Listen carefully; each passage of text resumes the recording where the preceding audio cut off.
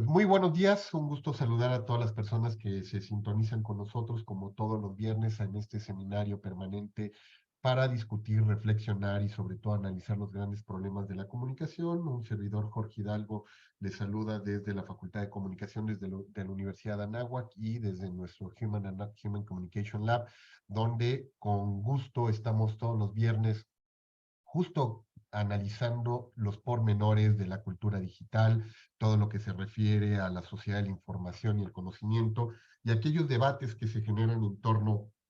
a la divulgación científica también sobre estos temas de la comunicación. Y para mí es un honor poderles dar la bienvenida a este espacio, como todos los viernes, en nombre de nuestro director, el maestro Josu Garritz. Les mandamos un afectuoso saludo y me da mucho gusto saludar a mi compañero, al doctor Alejandro López Novelo. ¿Cómo estás, Alex? Hola, Jorge. Muy bien, muchas gracias. Pues nada, muy contentos por la actividad que tenemos el día de hoy, la visita del doctor Jesús Segarra Saavedra, del cual, bueno, ya presentaremos de manera formal en unos minutos. Y pues, creo que la temática, ¿no?, que nos trae hoy Jesús es sumamente importante para las personas que hacemos investigación, los que están en formación como investigadores, los que pretenden hacer investigación, porque pues, el reto siempre es el mismo, ¿no? Todos queremos publicar, pero muchas veces pues nada más queremos eso, ¿no? Sabemos que queremos publicar, pero no sabemos cómo, ¿no? Sabemos que queremos hacer investigación científica, pero tampoco sabemos cómo difundirla, ¿no? Entonces, me parece que es uno de esos grandes retos y de esas grandes dudas que tienen todas las personas que se dedican a la investigación, que nos dedicamos a la investigación, de es cómo alcanzar las revistas científicas, ¿no? Cómo entrar a este mundo y cómo finalmente pues hacerlo de manera correcta, ¿no? Pero bueno, ya lo iremos platicando, querido Jorge. Así es, Alex, y justo como bien lo planteabas, pues uno de los grandes desafíos para quienes se encuentran en los programas de posgrados que atendemos y con los investigadores en formación, pero también con los investigadores consolidados, pues es cómo hacer que nuestro trabajo de investigación se vuelva público, se difunda, se expanda y que justo también cumpla con las reglas que tiene el mundo del campo de la ciencia, ¿no? Antes parecía que era cada vez más fácil, ¿no? El difundir las ideas, ya fuera que ibas a uno de estos cafés literarios, a los cafés científicos, te reunías con toda tu red de colegas, discutías y en esa ágora pública, pues de pronto las ideas se difundían, pero conforme fuimos entrando a esta industrialización también de conocimiento, pues se fue complejizando el asunto y el tema ya no nada más era a qué cafés ibas, quiénes eran tus amigos, sino el impacto que tenían los amigos de tus amigos para replicar la información. Y estas lógicas que vemos que de pronto se llevan del mundo análogo, pues se llevan también al mundo de la digitalización de los procesos de publicación científica. Y hoy pues estamos en ese gran tema de ¿y por dónde empezar? Cuando quiero empezar a publicar, ¿cómo se escoge una buena revista? ¿Qué categorizaciones tiene esta revista en términos de estas dinámicas de indexación? Si pertenece a un sistema Q1, Q2, Q3, Q4, si está incluso indexado, no está indexada la publicación, si es acceso abierto. Entonces hay una cantidad de preguntas que de pronto se tiene que hacer una persona que se dedica a la investigación, cuando realmente la pregunta fundamental debería de ser cómo produzco ciencia y cómo hago que la ciencia se lea. Y ahora no, las complejas preguntas que nos acabamos de establecer, pues tienen que ver con un planteamiento a veces hasta estratégico de cómo seleccionar la revista correcta para impactar a la comunidad científica correcta y que ellos puedan de alguna manera expandir el trabajo de investigación. Y eso es justo lo que vamos a platicar el día de hoy con nuestro invitado, que como ya bien mencionabas, es el doctor Jesús Herraga Saavedra, quien viene de la Universidad de Alicante en España y que nos va a ayudar sobre todo él con toda su experiencia como editor de revistas científicas y sobre todo el trabajo que tiene hecho en la revista Mediterránea de Comunicación, cómo hacer que las personas que nos dedicamos a la investigación podamos hacer esta planeación estratégica para poder impactar de mejor manera y que efectivamente la gente que necesita leer proyectos de investigación como los que estamos realizando nosotros, la alcancemos y no nos quedemos solamente en este tema de la referencialidad numérica que nos dan los índices de indexación, ¿no? De índices de citación, perdón, que alcanzan algunas publicaciones, pero que a lo mejor dices, pues sí, me dicen que me han leído y citado 20 personas, pero la pregunta es por qué lo que yo estoy haciendo no termina de impactar en mi campo disciplinar. Y eso va a ser lo que vamos a hacer. Así es que, Jesús, te damos la más cordial bienvenida. Muy buenas tardes, casi noches por España. Un gusto tenerte aquí con nosotros. Pues muchísimas gracias, Jorge, Alex, y hago extensiva el agradecimiento a toda vuestra universidad. Y nada, para mí es un placer intervenir en el marco de este programa. Y vamos a tratar en los próximos minutos de introducir a todas las personas asistentes a este seminario en el ámbito de la comunicación científica,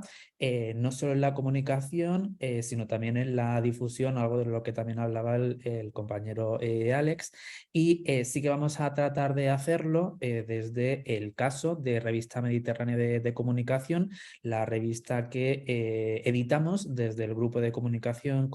y Públicos Objetivos, COMPUBES, de la Universidad de Alicante.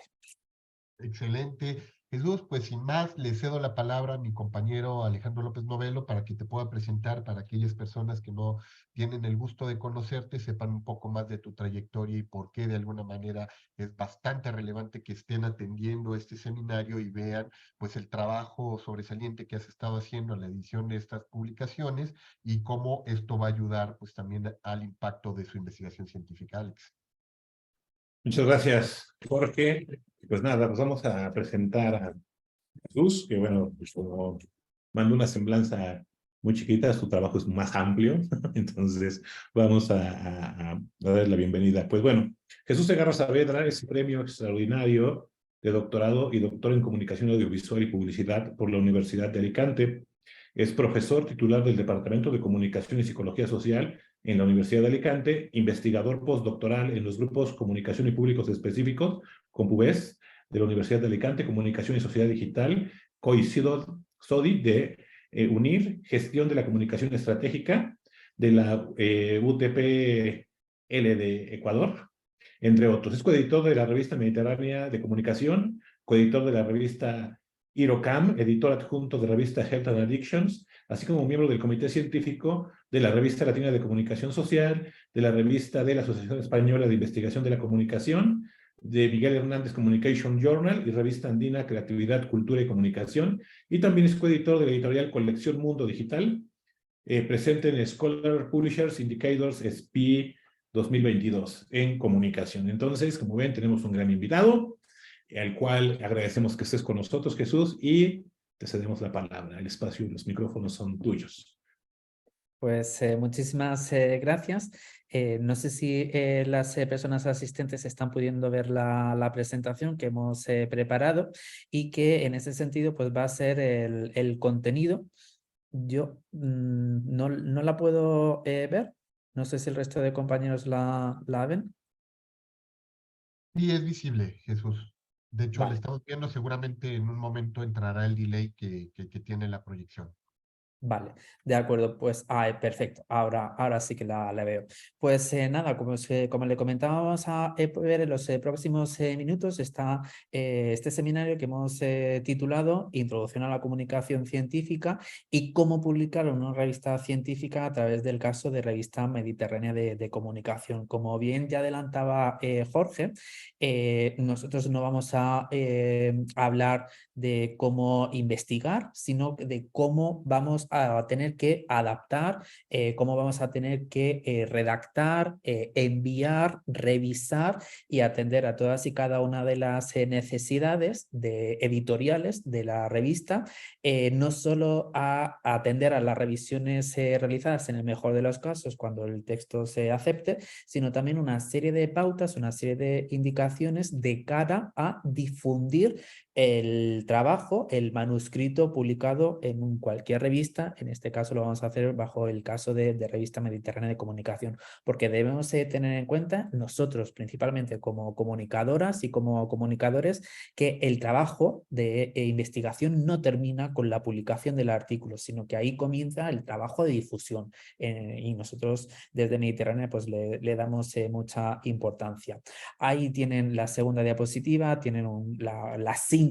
de esa presentación que acaba de comentar el compañero Alex, al cual le agradezco también la invitación y que hago extensiva a la Universidad ANAUC. Nos vamos a la diapositiva número 4.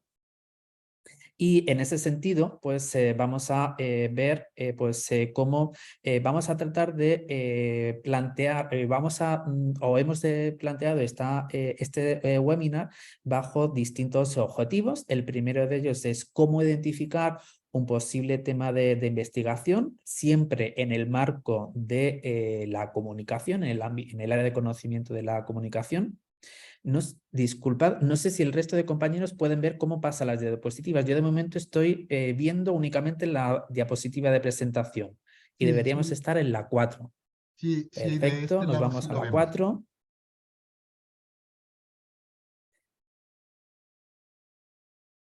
Sí, Jesús, sí está la 4. También en Facebook la están viendo.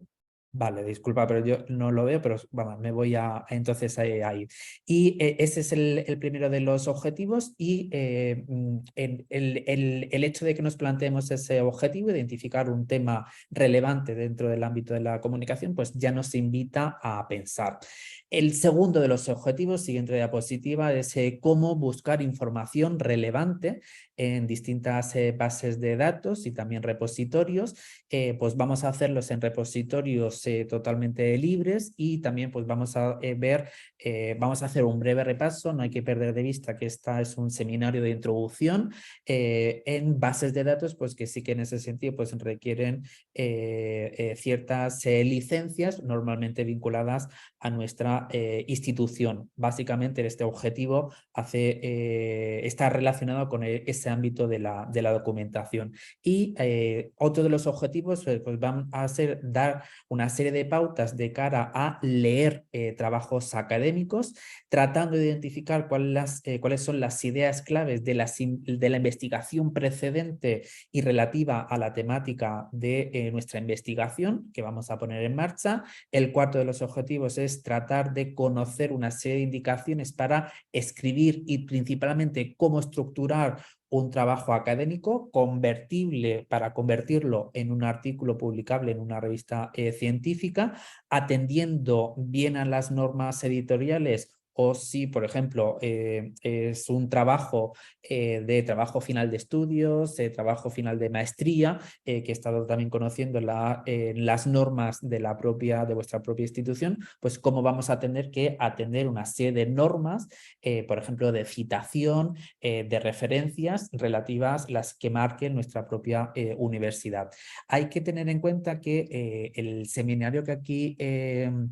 vamos a ver en los próximos minutos, de lo que trata es de dar pistas a cómo convertir ese posible trabajo final de estudios, ese trabajo final de maestría, pues cómo convertirlo en un artículo para publicarlo, para someterlo a revisión en una revista científica, pues por ejemplo en el caso de Revista Mediterránea de Comunicación. El quinto de los objetivos es cómo publicar, cómo enviar y cómo publicar un trabajo académico en una revista de impacto y finalmente pues nos dedicaremos unos minutos a dar una serie de pautas o a conocer cuál es la estrategia de comunicación que seguimos en Revista Mediterránea de Comunicación para darle difusión a los artículos y todo el trabajo que desarrollamos. Comenzamos con el primero de los objetivos, el de identificar temáticas, y en ese sentido pues nos planteamos ante una serie de preguntas que en este sentido pues resulta relevante identificar temas vinculados a la autoría que generen pasión, que atraigan, que generen interés no solo en las personas que van a formar parte de ese equipo investigador, sino también poniendo la mirada en el público, los públicos a los que va a ir dirigida nuestra investigación, identificando, tratando de aportar conocimiento, generar nuevo conocimiento. De nada sirve publicar artículos sobre temáticas que previamente ya se han publicado. En ese sentido, pues difícilmente sería publicado, y en ese sentido también se trata de identificar temáticas en las que o haya un conocimiento, en el que la autoría tenga un conocimiento previo, pero también una experiencia previa. También muy interesante tener en cuenta o seleccionar esa temática en función de esa accesibilidad a la información, a los datos, a las fuentes de información, por ejemplo, las personas a las que queramos entrevistar o encuestar, y también tratando de identificar esa temática en función de aquellos aspectos desconocidos y que también generen cierta novedad en el ámbito de la comunicación científica. Básicamente, todos estos objetivos pues se fundamentan en eso que tenemos ahí. Resulta fundamental leer, hacer una ardua labor de búsqueda de información, pero también de lectura, de inspiración, y eso pasa no solo por leer, sino también por pensar y por reflexionar. Atendiendo al siguiente de los objetivos, el hecho de buscar información, ese proceso de documentación, pues resulta fundamental atender a las distintas etapas propias del proceso de búsqueda, en la que por una parte vamos a tener que no solo analizar, sino también la necesidad de definir la necesidad de información, qué es lo desconocido. En segundo lugar, identificar también, pues establecernos el nivel y la cobertura de la búsqueda, si vamos a irnos solo únicamente a fuentes nacionales o si por el contrario, como resulta conveniente, tenemos que rastrear, buscar los antecedentes también en la literatura internacional. Igualmente resulta relevante seleccionar cuáles son las principales fuentes de información, siempre en la medida de lo posible teniendo en cuenta o dependiendo de la temática, pues primando los artículos publicados en revistas científicas. El cuarto de las etapas pues pasa por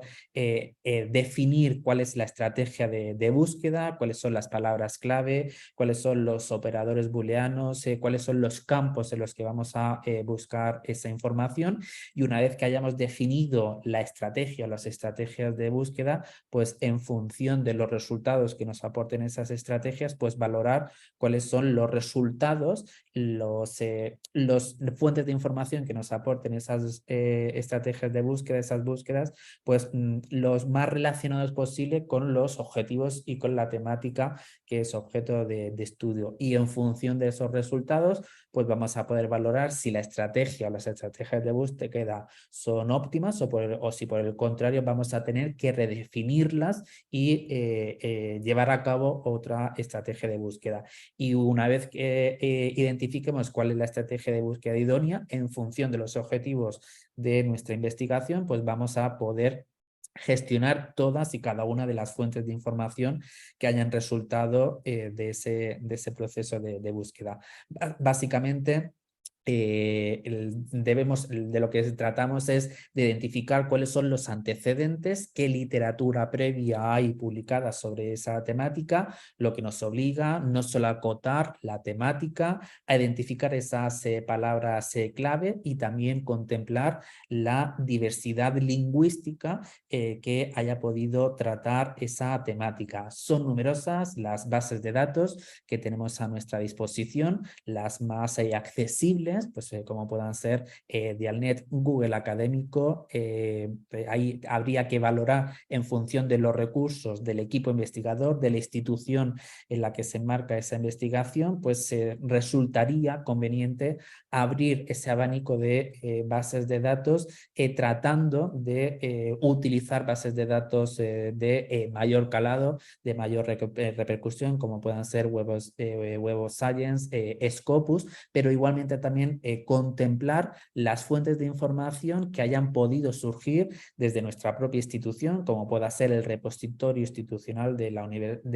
universidad en la que se enmarca esa investigación, y también, por ejemplo, los recursos, las fuentes de información que haya disponibles desde nuestra propia institución. A la hora de definir cuál es esa ecuación de búsqueda, resulta relevante definir, aquí lo que estamos haciendo es definir cuáles son los términos, los conceptos, las palabras clave que vamos a utilizar para definir la estrategia de búsqueda, qué campos vamos a buscar, si vamos a buscar solo en el título, si vamos a contemplar también el campo del resumen de las palabras clave, o si vamos a hacer una búsqueda, por ejemplo, por autor o por autora. esa ecuación, esa estrategia de búsqueda también nos obliga a definir cuáles son los operadores booleanos,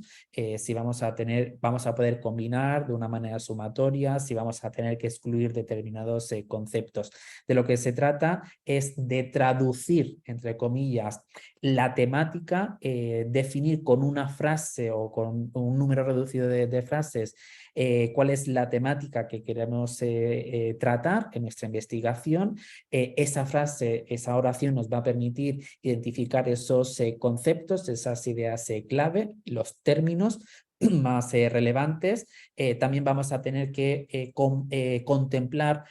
términos relacionados, términos alternativos. Pues ahí os he puesto el ejemplo. Imaginaos que vamos a hacer una búsqueda en el ámbito de la comunicación comercial, de la publicidad, el contemplar no solo la raíz del término publici, sino también contemplar las posibles variantes: publicidad, publicista, publicitaria, el adjetivo, tanto en masculino como en femenino. Ahí en el ámbito de la documentación de la búsqueda de información, pues tenemos distintas técnicas que nos permiten el utilizar máscaras para que la estrategia de búsqueda nos permita buscar por la raíz y que esas máscaras nos permitan buscar por cualquier palabra derivada como tenemos ahí en el ejemplo. Y como también ya les adelantaba, el contemplar no solo las búsquedas, los conceptos en español, sino también contemplar, pues, por ejemplo, la literatura anglosajona. De lo que se trata es de poder rastrear de una manera lo más óptima posible la literatura previa, las fuentes de información que se hayan publicado con anterioridad. En la siguiente diapositiva, en la diapositiva 13, tienen un ejemplo, una búsqueda, por ejemplo, relativa al transhumanismo vinculado con la ética. Lo que es la estrategia de búsqueda, pues nos permitiría buscar bajo la raíz del primer término, transhuman, con el operador booleano o, de manera que pueda buscar otra alternativa, pues por ejemplo, todo lo relativo a lo que es el poshumanismo, incluso también contemplados las distintas variables, las distintas opciones en las que puede venir redactada el propio concepto, bien uniendo a través del guión el post con el human, o bien contemplando únicamente bajo un único concepto. De lo que se trata, como veis aquí a través de este ejemplo, es de que la estrategia de búsqueda permita rastrear, identificar las fuentes más relevantes independientemente de cómo esté escrito, teniendo en cuenta las distintas alternativas. Una vez que hayamos definido cuál es la estrategia o las estrategias de búsqueda más óptimas, que nos dé resultados no solo en términos cuantitativos, sino también cualitativos,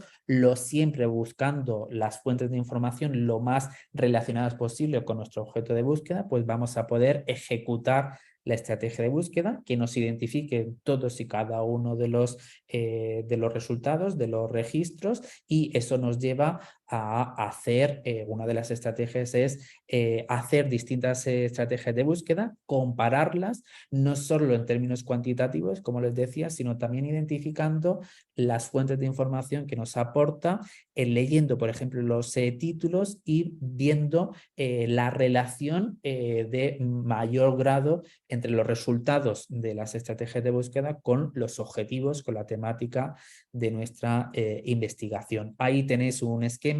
las distintas técnicas de búsqueda y contemplando distintas opciones, contemplando no solo los sinónimos, los términos derivados que ya hemos podido ver. Y ahí veis pues los distintos operadores, no solo los booleanos, in, or not, excluyendo de los resultados, pues por ejemplo, resultados que no tienen nada que ver con nuestra temática, y también contemplando la posibilidad de poder acotar, por ejemplo, temporalmente, pues cuáles son los registros más cercanos, siempre tratando de buscar las fuentes de información lo más actuales posibles. Y en ese sentido ahí tenéis los truncamientos de los que anteriormente hablábamos, la posibilidad de utilizar esos caracteres, por ejemplo el asterisco, la interrogación o el símbolo del dólar, para más en nuestro idioma, en el que, por ejemplo, utilizamos la tilde, las bases de datos principalmente de un carácter más anglosajón, pues hay en ocasiones no contemplan, no registran correctamente las palabras con tilde, y estos truncamientos pues nos permiten sustituir esa vocal acentuada por estos truncamientos, por esos caracteres, y de esa manera permitiría recuperar esas fuentes de información, esos registros, esos resultados, simplemente sustituyendo una vocal acentuada por uno de esos caracteres. En esa diapositiva, en la 15, os he traído un ejemplo de esas estrategias de búsqueda comparativa de las que anteriormente hablábamos. Las capturas de pantalla son relativas a la biblioteca de la Universidad de Alicante, de la que procedo. Los conceptos son los mismos. Utilizamos en el primer campo el concepto emplazamiento publicitario, lo entrecomillamos para que únicamente busque sobre esos conceptos, sobre esas dos palabras, y el siguiente concepto es product placement. En las capturas de la izquierda veis cómo la estrategia de búsqueda, los conceptos son los mismos, lo único que cambia es el operador booleano, en función de si hacemos una búsqueda, una estrategia de búsqueda buscando por emplazamiento publicitario y que también incluya el término, el concepto product placement, pues no encontramos ningún resultado. En cambio, si contemplamos que los resultados incluyan, por ejemplo, en el título o bien emplazamiento publicitario o bien aludan al product placement, de esa manera lo que hacemos es ampliar el número de posibilidades, el número de registros. Y por el contrario, si utilizamos, manteniendo los dos mismos conceptos, si por el contrario cambiamos el operador booleano por not, lo que hacemos es excluir, que nos se permita buscar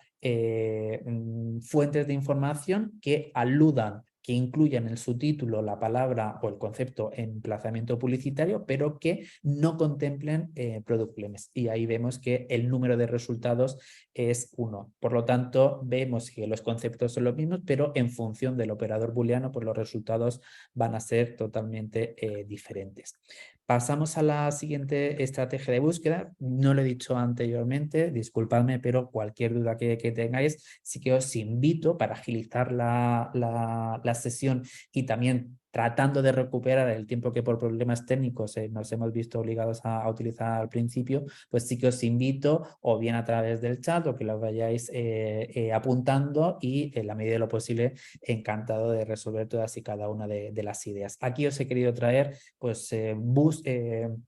recursos, bases de datos de Alnet, de la Universidad de Navarra, prácticamente accesible,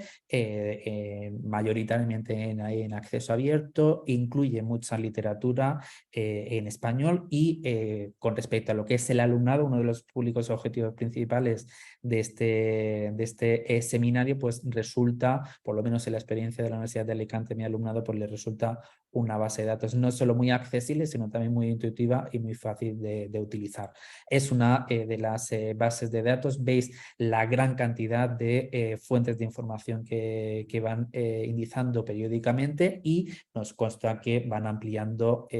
por completo. Aquí tenéis otro ejemplo, una búsqueda por Instagram y por moda, dos conceptos. De lo que se trata es de, una vez que definamos cuál es la estrategia de búsqueda, no solo centrarnos, no solo focalizarnos en el número total de resultados, sino, por ejemplo, las bases de datos normalmente suelen tener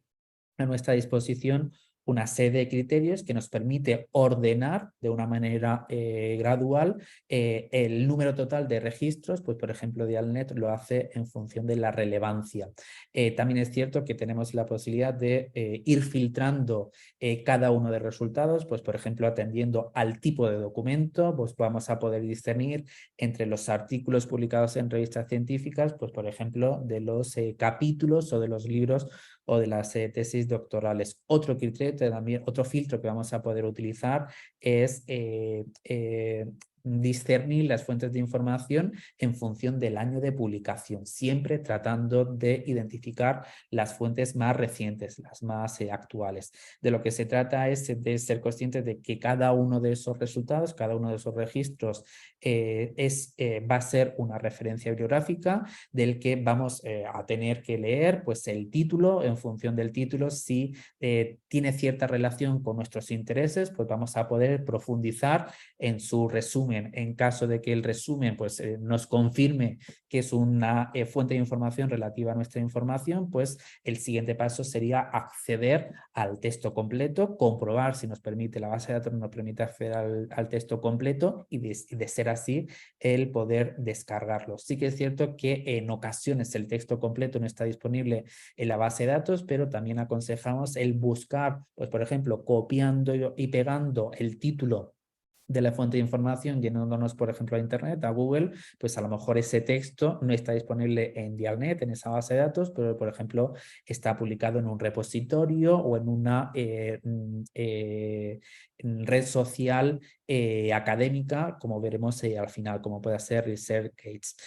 Una vez que nos hemos descargado, pasamos a la siguiente diapositiva, nos hemos descargado la fuente de información, pues de nuevo resulta interesante eso, el poder conocer en profundidad el trabajo publicado, no solo a través del resumen, sino ya profundizando en el texto completo. Dialnet no es la única base de datos, Google Académico, sí que es cierto que habría que valorar ese proceso de filtro, de filtración de los resultados, pues todavía es mucho más necesario que en cualquier otra base de datos, teniendo en cuenta que hay una mayor libertad para poder subir los textos a Google Académico. La estrategia de búsqueda es muy similar, introducir conceptos, términos de búsqueda, los operadores booleanos y, como veis en la siguiente diapositiva, pues ya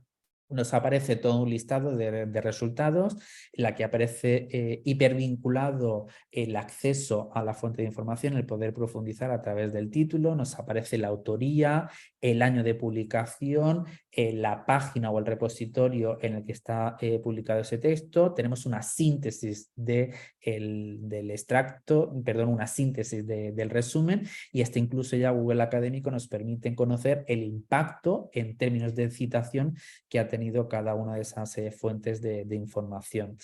Como veis, si pinchamos en el hipervínculo, que es lo que vemos en la siguiente diapositiva,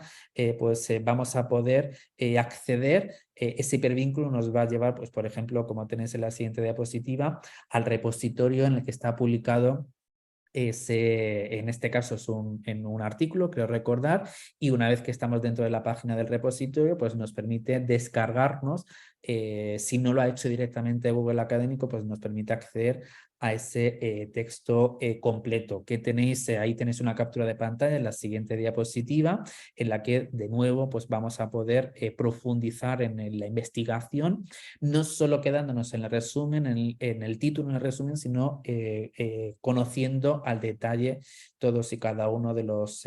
datos de la investigación, de la metodología, cómo ha sido desarrollada esa investigación, cuáles son los resultados, las conclusiones e incluso también identificando las futuras líneas de investigación que ya han previsto la autoría de ese artículo. Resulta fundamental, de nuevo, lo comentamos, el hacer ese proceso de búsqueda, pero principalmente de lectura, para tratar de inspirarnos, para tratar de encontrar ideas y reflexionar, interiorizarlas de cara a diseñar nuestra propia investigación. Aquí os he querido traer otro recurso, DOAG, el directorio de revistas en acceso abierto, que no solo nos permite buscar por revistas, este no sería el caso, nuestra situación, sino que nos permitiría buscar por artículo. Como veis, también el propio DOAG nos permite filtrar no solo por idiomas, por conceptos,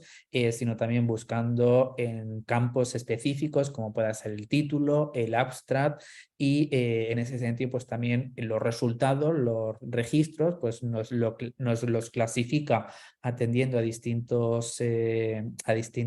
campos, como pueda ser el idioma, como pueda ser la autoría. De nuevo aquí en DOAG, pues cada una de esas filas aparecen diferenciadas por color, pues nos permite acceder al texto completo. No hay que perder de vista que estamos entre el directorio de revista, el acceso abierto, cuya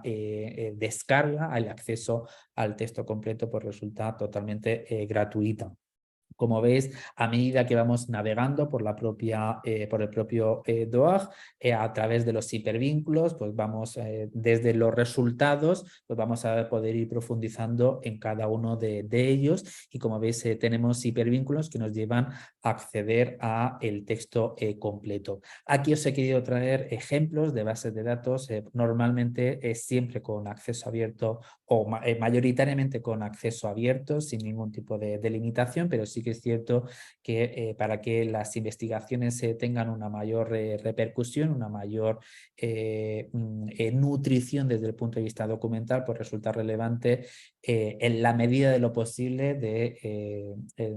la accesibilidad que nos proporcione, de las ayudas que nos proporcionen desde nuestra institución, primar las búsquedas en bases de datos con mayor repercusión, como puedan ser Web of Science, Scopus, pero también, como ya comentábamos anteriormente, contemplando la producción científica que emerge de nuestra propia institución. De lo que se trata es de llevar a cabo ese proceso de búsqueda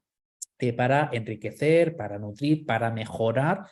para ampliar las miras de nuestra investigación, para conocer distintos puntos de vista, incluso contemplando la perspectiva multidisciplinar, no solo vinculándolo con nuestro área de conocimiento. De lo que se trata es de también rentabilizar, de servirnos de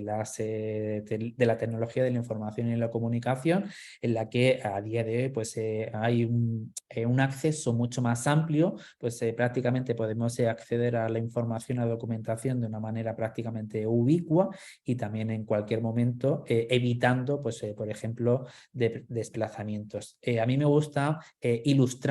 estamos en las dos diapositivas posteriores, me gusta ilustrar este proceso de documentación, de enriquecimiento a través de esta obra de arte que tenemos en diapositivas posteriores. Como podrán ver en la diapositiva, es una instalación. Es una obra de arte que lleva por título El impacto de un libro, es del artista Jorge Méndez Blake. En la imagen superior pues vemos lo que podría ser una pared, una sencilla pared de ladrillos, pero si ya nos fijamos en la fotografía detalle, en la de la izquierda vemos cómo simplemente entre comillas, se ha introducido un libro en la parte inferior de esa pesada pared de ladrillos y simplemente podemos ver en pantalla pues, lo que supone la introducción únicamente de un libro, el inspirarnos, el que nuestra investigación se puede inspirar y se puede nutrir, la influencia que puede tener simplemente el contemplar un libro, una nueva fuente de información. Finalizamos aquí esa etapa, esa síntesis de lo que es la etapa de documentación y de búsqueda de información, y vamos ahora a tratar de dar pistas, estrategias para profundizar en cada una de esas fuentes de información. De lo que se trata es de leer, de inspirarnos para investigar, para conocer, para aprender. Aquí de lo que se trata es que una vez que tenemos identificadas cuáles son las fuentes más relevantes, lo más relacionados posibles y lo más actuales posibles a la fecha en la que llevamos a cabo esa investigación, pues de lo que se trata es de leer en profundidad el texto completo, la fuente de información completa. Y en ese sentido conoceréis o conoceremos también en esta sesión cuál es la estructura propia de un artículo científico. En ese sentido puede resultar relevante no solo fijarnos en la metodología, que va a ser nuclear en este proceso de investigación, conocer cómo se ha diseñado la investigación, cómo se ha llevado a cabo, para poder trasladarla, para poder adaptarla a nuestros objetivos, a nuestros intereses, y también resulta relevante fijarnos en los resultados qué datos han obtenido la autoría precedente que ha investigado nuestra temática o de una manera lo más relacionada posible. Y también poniendo la mirada en la futura línea de investigación que ya planteaba la autoría precedente. E igualmente conocer cuáles son las conclusiones que alcanzaron las investigaciones anteriores. De lo que se trata de nuevo es de poder inspirarnos, reflexionar a partir de las investigaciones previas. Y también no hay que perder de vista las propias referencias bibliográficas que han sido citadas en esos artículos, en esas fuentes de información que hemos obtenido, que hemos identificado a partir de las estrategias de búsqueda que hemos hecho anteriormente. En ese sentido, aquí tenemos en diapositivas posteriores, en la diapositiva 44, van a poder ver en pantalla lo que nosotros planteamos a nuestro alumnado a medida que van leyendo, que van interiorizando cada una de las fuentes de información que han identificado, pues la información es mayor y aconsejamos sistematizar, clasificar esa información. Una herramienta podría ser un ejemplo que se puede adaptar a la temática, a los intereses, a los objetivos de vuestra investigación, es el poder clasificar, el poder sistematizar toda la información, todas y cada una de las fuentes de información que se hayan identificando. Aquí tenéis un ejemplo, el numerar, el tener identificado, el asignarles un código numérico a cada una de esas fuentes de información que hayamos encontrado en la etapa previa, el conocer cuál es la cita, cómo deberíamos citar cada una de esas fuentes de información. Sabéis, nosotros, por ejemplo, en nuestro área y en nuestra revista utilizamos APA, la normativa APA 7, y pues el conocer, el identificar también cada una de las fuentes de información, pues cómo deberemos citarla, con los apellidos y el año de publicación. Este ejemplo de tabla comparativa, que lo que permite es sistematizar, analizar cada una de las fuentes de información atendiendo a los mismos parámetros, pues estaba encaminada a hacer una revisión bibliográfica sobre el uso que hacían las bibliotecas universitarias fruto de una investigación que llevamos a cabo. Y ahí nosotros, en función de nuestros intereses, de nuestros objetivos, pues identificamos en qué universidad o qué universidad había sido objeto de estudio, cuántas bibliotecas se habían analizado, qué metodología había utilizado cada una de esas fuentes de investigación y qué herramientas de investigación, cuáles eran los objetivos que habían definido cada una de esas investigaciones, resaltando también cuáles son los resultados, es decir, qué es lo que conocieron, qué es lo que pudieron constatar, qué es lo que encontraron cada una de las fuentes de información consultadas, y también qué es lo que aportaban, qué conocimiento aportaban cada una de las investigaciones previas. De lo que se trata es de poder tener una radiografía lo más sintética posible, pero de una manera comparativa, para después de que hayamos terminado todo ese proceso de lectura y de análisis de la fuente de información, pues tengamos esa radiografía, esa fotografía del estado actual, de qué es lo que se sabe al respecto de nuestra temática, atendiendo a las distintas fuentes y siempre en función de nuestros objetivos. De lo que se trata es de poder tener de una manera sintética, directa, cuáles son las ideas claves para desarrollar, para redactar el marco teórico, que es lo que tenemos en la siguiente diapositiva. Exacto. De lo que se trata en el marco teórico,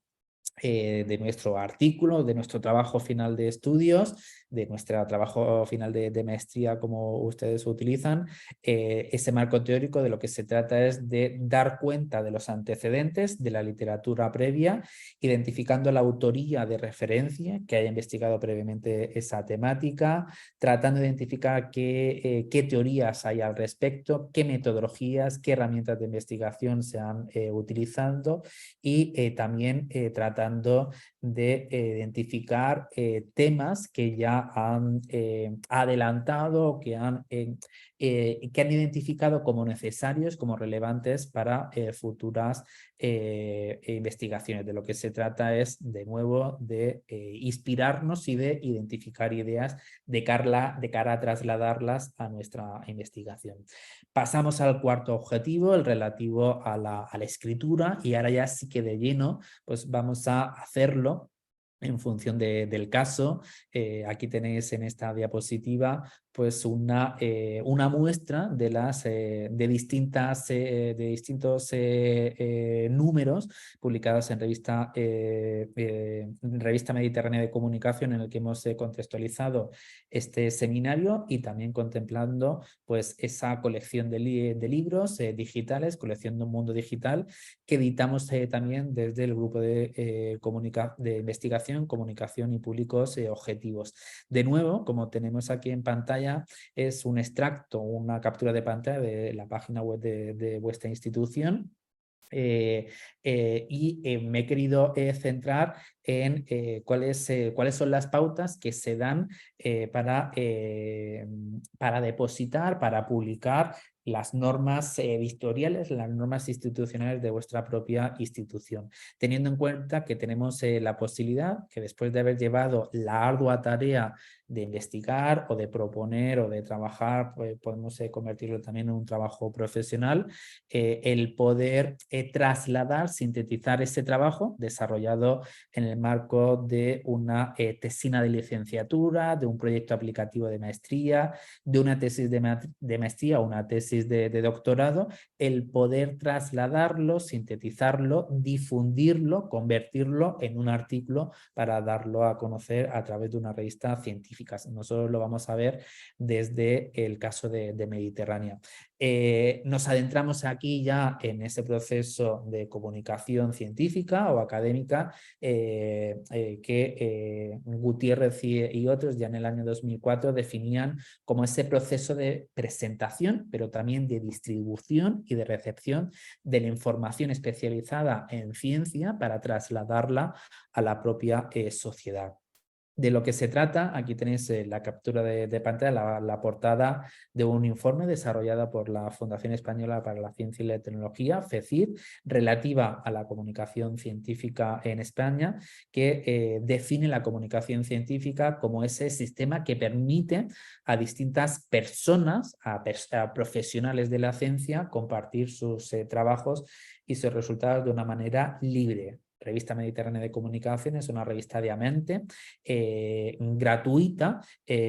no solo para publicar, sino también para acceder a los contenidos que publicamos en Revista Mediterránea de Comunicación. La comunicación científica, esa definición la vincula directamente con las personas, pero también debemos tener en cuenta que la comunicación científica se puede llevar a cabo no solo a nivel personal, a nivel individual, desde nuestras propias redes sociales académicas, científicas, pero también generalistas, pero también cada vez más son las instituciones, las empresas, los centros de investigación, departamentos, grupos de investigación, pero también tecnológicos de transferencia, que llevan a cabo este proceso de comunicación científica. De hecho, yo les hablo desde Granada, desde Andalucía, y me encuentro aquí, no estoy en Alicante, porque justo hoy se ha clausurado el Congreso de Comunicación Social de la Ciencia, que ha sido desarrollado en los últimos 3 días desde aquí, desde España. Han sido numerosas las intervenciones, los proyectos que hemos podido conocer a través de este congreso, en la que desde nosotros, yo he asistido no solo a nivel individual, sino también como coeditor de Revista Mediterránea de Comunicación, tratando de identificar qué es lo que está haciendo otros centros, otras instituciones, otras revistas, otros centros de investigación, tratando de identificar esas tendencias para poder trasladarlas a la propia estrategia de difusión que desarrollamos en Mediterránea, que no solo trata de mantener el nivel de Revista Mediterránea de Comunicación, sino también tratando de difundir todo el trabajo que desarrolla la autoría y que publica en Revista Mediterránea de Comunicación. Sí que es cierto que la comunicación científica hasta finales del siglo pasado pues estaba vinculando, se realizaba principalmente en otros soportes de información, de comunicación científica, como puedan ser las revistas, los libros, perdón, las revistas y las reuniones científicas, pero con la incorporación de las tecnologías de la información y la comunicación a través de Internet, pues cada vez se han ido incorporando nuevas herramientas, nuevas bases de datos, redes académicas, redes sociales especializadas en un público académico, científico, pero también tenemos a nuestra disposición las redes sociales generalistas, listas de distribución, grupos de noticias y las numerosas herramientas de información. Al final veremos cuáles son las que utilizamos a día de hoy en Revista Mediterránea de Comunicación. La diversidad de formatos de la comunicación científica es muy amplia,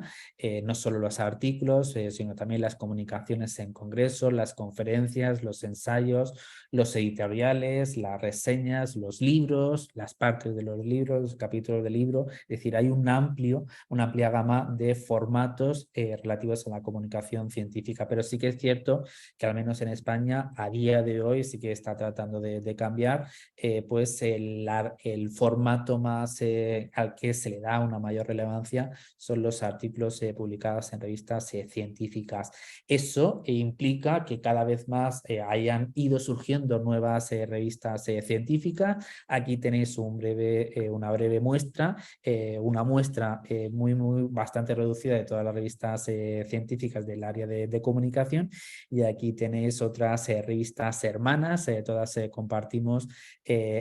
los mismos públicos, y que sí que tratamos de diferenciarnos, pues especializándonos en determinados ámbitos o de diferentes perspectivas. Y también yo no solo vengo a hablar de Mediterránea, sino también del resto de revistas amigas que pertenecemos a la asociación que formamos la Platcom, la plataforma de revistas científicas de comunicación, pues que cada vez más somos más revistas y siempre tratamos de acercarnos a la comunicación científica dentro de nuestro área con una finalidad muy divulgadora y muy formativa, muy pedagógica. Lo vamos a ver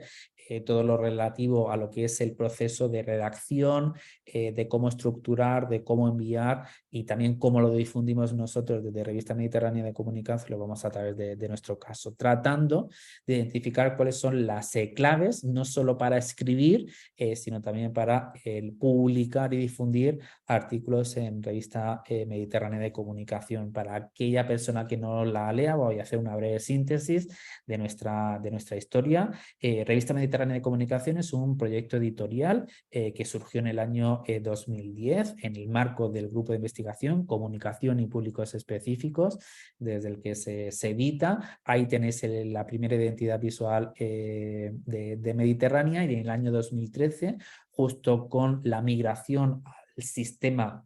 al Open Journal System, al famoso JS, pues ahí cambiamos la propia identidad de nuestra revista. Desde el año 2015 es una revista coeditada también con la Universidad de Zaragoza, y en cuanto a lo que son los méritos, los logros que hemos conseguido, pues desde el año 2016 pertenecemos a la Fundación Española AFECID, a la Fundación Española para la Ciencia y la Tecnología.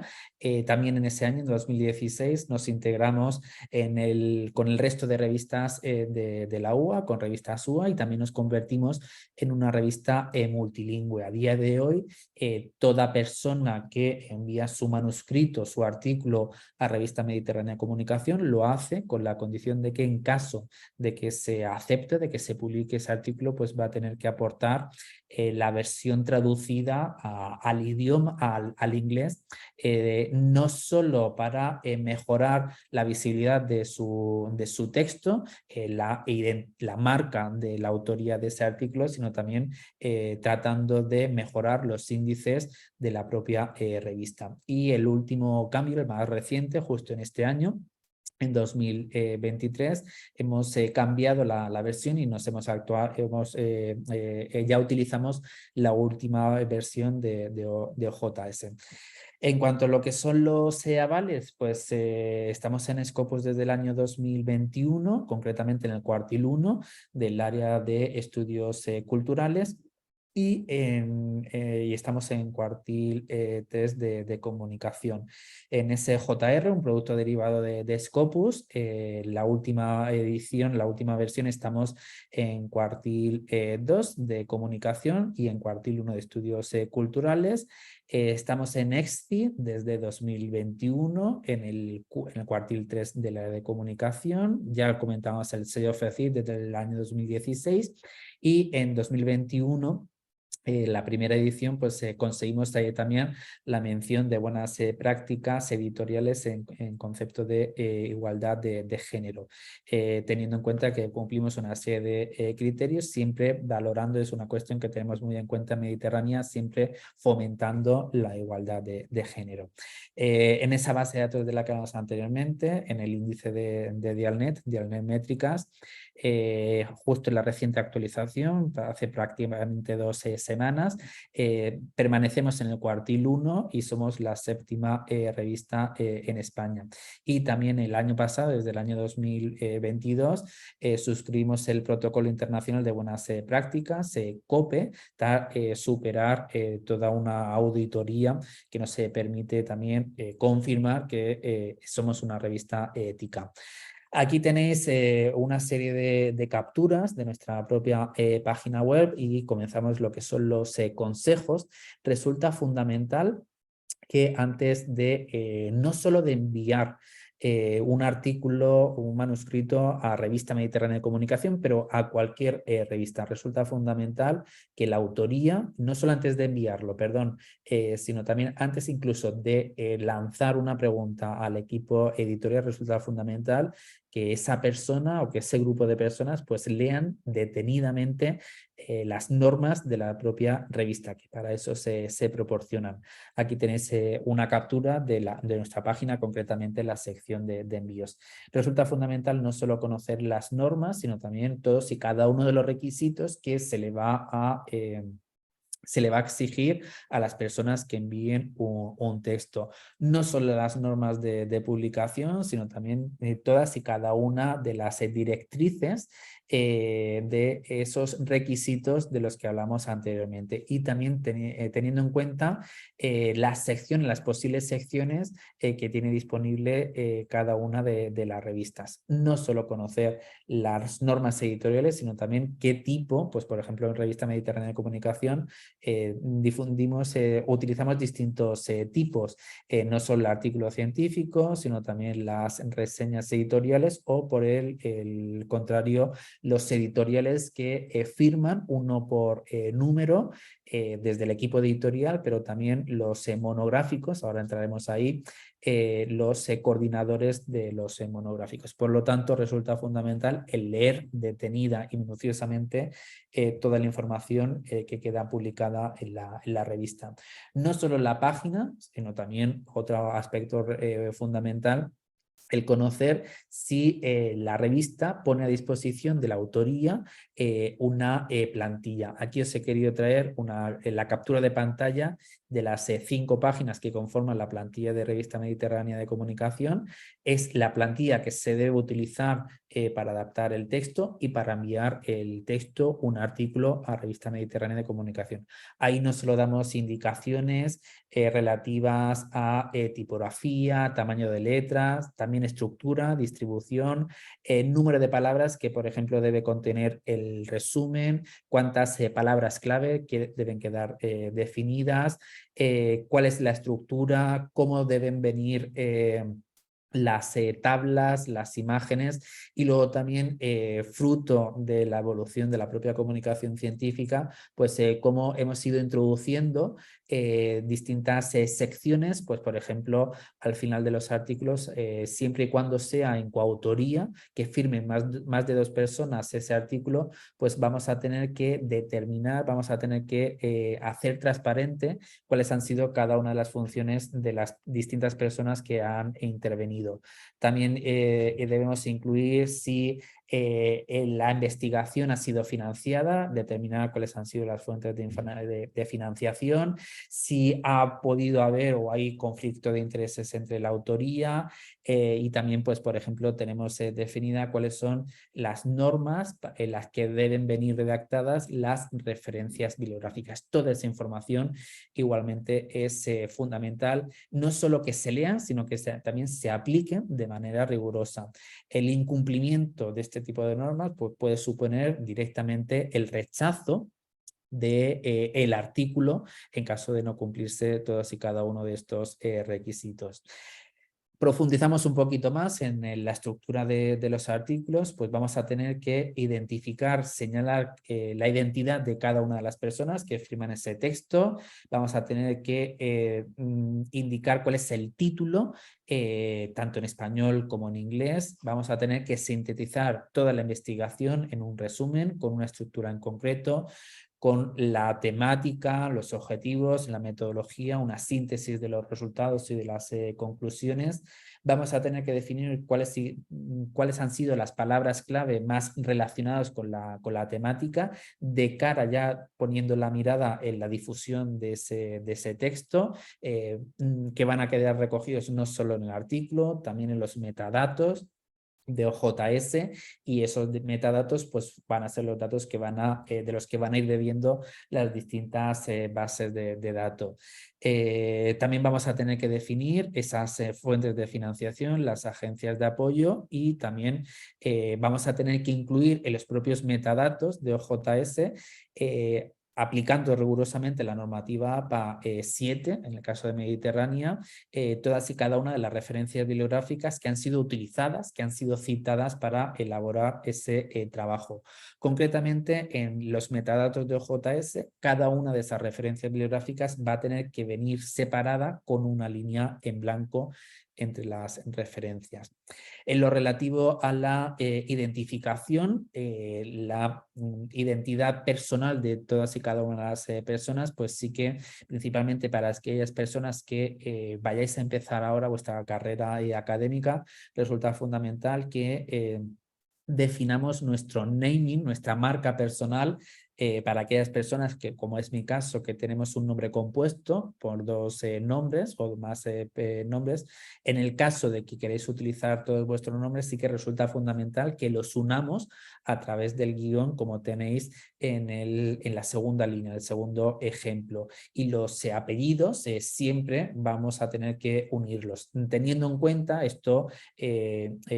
obedece a que las principales bases de datos, Web of Science, Scopus, pues tienen una procedencia principalmente anglosajona, en la que el uso de un doble apellido no suele ser habitual, y en el momento en el que un texto nuestro con dos apellidos, si no los unimos con guión, se traslada a una base de datos anglosajona, pues nuestro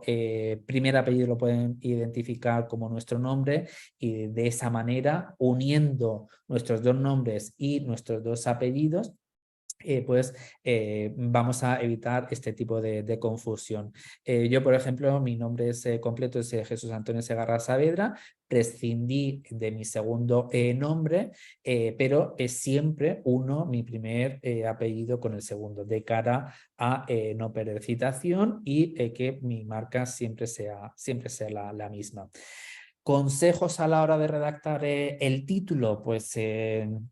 que el título sea inequívoco, que sea breve, que sea claro, que sea preciso, que no sea muy general, que sea eminentemente informativo, y hay numerosa autoría que no aconseja utilizar oraciones interrogativas, ni interjecciones, e incluso también ni comillas. Y muy importante, en ningún caso los títulos deben terminar con punto final. Evidentemente, el título debe ser comprensible, no solo para nuestros lectores, sino también para las bases de datos, y deben dar cuenta del contenido del trabajo desarrollado. ¿Qué preguntas nos pueden surgir a la hora de definir, de redactar el título de nuestro artículo? Pues si incluimos el momento en el que se ha realizado el estudio, ahí pues resulta fundamental, pues por ejemplo, el acotar temporalmente, pues imaginemos que hemos hecho una revisión sistemática de la literatura sobre esa temática, pues el definir cuál es el periodo temporal que hemos analizado. Si nuestro estudio está geolocalizado en un área concreta, el incluir la delimitación geográfica en el propio título, o incluso también pues otra cuestión que podemos introducir o contemplar para redactar el artículo es mencionar la metodología, qué técnica o qué técnicas de investigación se han utilizado.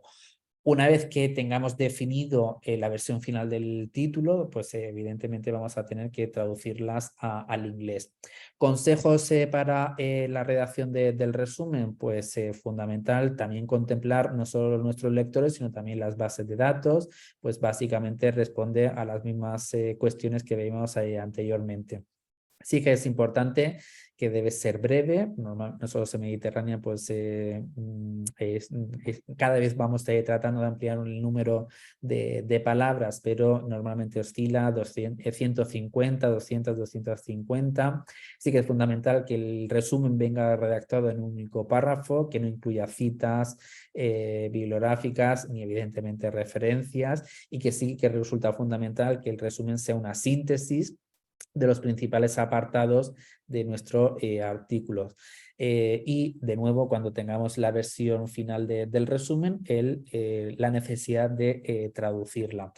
En cuanto a lo que son las palabras clave, las keywords, pues son esas etiquetas que clasifican temáticamente, que conceptualizan nuestra investigación. En Mediterráneo son 6 términos que deben ser descriptivos y específicos. Se aconsejan que no no repetir conceptos que se incluyan en el título ni en el resumen, siempre primando los sustantivos, los conceptos o frases nominales, no utilizar verbos. Evidentemente que estén relacionados con el contenido del artículo. Si la investigación es interdisciplinar, se aconseja utilizar términos más genéricos, también tratando de facilitar la comprensión de nuestra audiencia. Es aconsejable en numerosas ocasiones que estén ordenados alfabéticamente, separados por el punto y coma, que tampoco tengan punto final, y de nuevo, cuando sea la versión definitiva de las palabras clave, las traduciremos al inglés. A la hora de redactar un artículo, el rentabilizar la acotación en términos de número de palabras, primando no solo la comprensión, sino también la brevedad, la sencillez y la comprensión, como anteriormente comentábamos. En la literatura científica, pues normalmente, principalmente en la literatura anglosajona, pues no utilizamos la primera persona, ni en el singular ni en el plural, sino que utilizamos el estilo impersonal. Se ha utilizado, se ha contemplado, se ha desarrollado. Evidentemente, no debemos revisar minuciosamente nuestros textos, evitando las faltas ortográficas, gramaticales, sintácticas. El diccionario de la Real Academia de la Lengua resulta fundamental no solo para escribir correctamente, sino también desde el punto de vista formal, pues cómo indica la propia Real Academia de la Lengua, pues cómo se deben escribir conceptos. Ahí os pongo un ejemplo muy utilizado en mis clases. Nuestra argot en el ámbito de la comunicación, de la publicidad, pues bebemos principalmente de anglicismos. Algunos de ellos ya están incorporados al propio diccionario de la Real Academia, y este es un ejemplo. Marketing, pero como veis ahí tenéis una captura de pantalla. La propia academia indica que siempre que escribamos la palabra marketing, pues debemos utilizarla y escribirla en cursiva. En cuanto a lo que es la estructura propia de un artículo, pues comenzamos con una introducción, un marco teórico, la metodología en la que se deben detallar todas y cada uno de los aspectos que se han contemplado en el diseño y en el desarrollo de la investigación, el dar a conocer los resultados de una manera objetiva, el contemplar la discusión en el que se contrasten los resultados obtenidos en nuestra investigación con respecto a los precedentes, a los previos, redactar las conclusiones en función de los objetivos que previamente se han definido y el escribir la referencia, dejar constancia de las referencias bibliográficas atendiendo a la normativa APA en la versión 7ª, de todas y cada una de las fuentes de información que se han utilizado y que se han citado en el cuerpo textual del artículo. Y aquí, como tenéis en pantalla, pues son los siguientes epígrafes, los finales, que se han incorporado a la propia garantía mediterránea. El definir cuáles han sido las funciones de cada una de las personas que han intervenido y que firman ese artículo, los agradecimientos, por ejemplo, en la versión traducida, se debe incluir, en el caso de que haya sido así, la persona que ha traducido la versión del español al inglés, las posibles fuentes de financiación, o dejar constancia que el artículo no ha contado con ninguna fuente de financiación. Y también dejar constancia de posibles conflictos de intereses entre la autoría. Y también se contempla el incluir anexos como puedan ser lo que es el guión de la entrevista o de la propia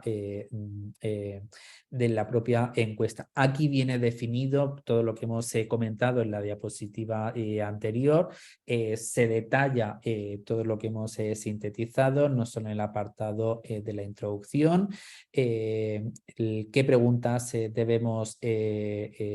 plantearnos a la hora de redactar esa introducción, cuál es el problema que se ha identificado, del que parte la investigación, al que trata de dar solución esa investigación, si existe o se ha identificado alguna posible solución, de todas ellas cuál es la mejor, las limitaciones y también qué es lo que esperamos conseguir con esta investigación, es decir, los objetivos de nuestra investigación. En lo que es el apartado de metodología, fundamental definir todos y cada uno de los objetivos, diferenciando entre el objetivo general y los objetivos específicos.